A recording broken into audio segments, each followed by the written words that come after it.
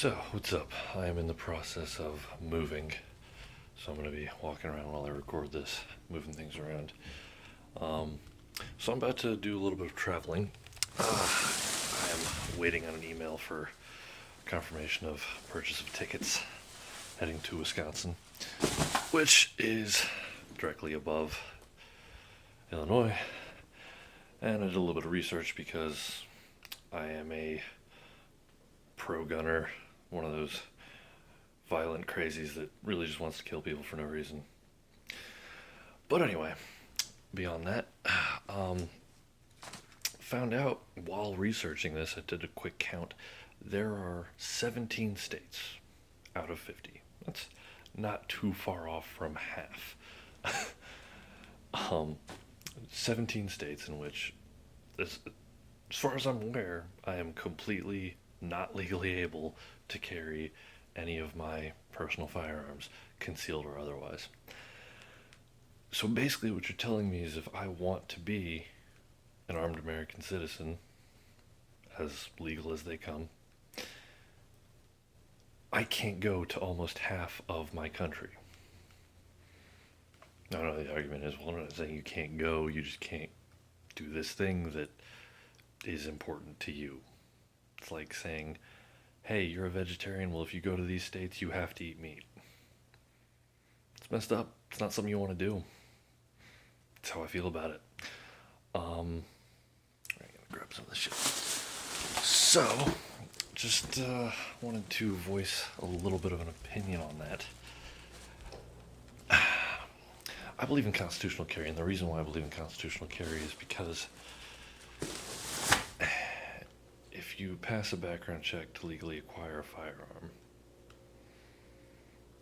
and you get caught with a firearm for any reason whatsoever, chances are very high you're going to get a background check run on you anyway. So unless you've committed a crime, there's really no point in having this little card that says, hey, I had a background check done 4 years ago, because my card's good for 5 years. I could commit any number of crimes since then, and I could have legally purchased any number of firearms since then. But I guess what I'm saying is it seems pointless to me to bother with that. Now, that being said, if you told me that constitutional carry was implemented through the entirety of the United States of America, or at least the states of America, I would still go through whatever due process was necessary to have that card on me, just because that's the kind of person I am. I have no problem going through whatever hoops are necessary or unnecessary to say that, hey, I'm doing this the way it's supposed to be done. I'm following the law. I am, crossing T's, dotting I's, and I have nothing to hide, which is exactly how a lot of gun owners feel. That's why open carry has the advocates that it has. We really have nothing to hide. We're not afraid to do what needs to be done or what is right to do to get our point across. And the point that everyone is trying to get across as far as open carry or pro gunners is that you really have no reason to be afraid of us.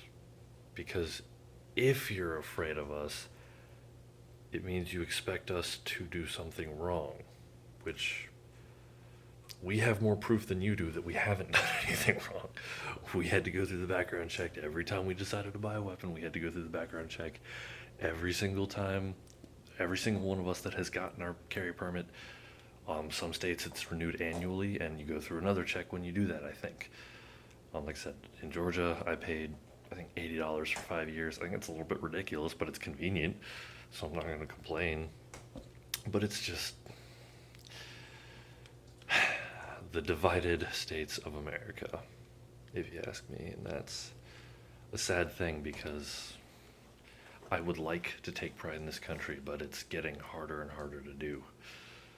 Anyway, I just wanted to record that, put my 2 cents, or really more like 1 cent, I don't have a whole lot going on in this head of mine, out there, and let me know what you think.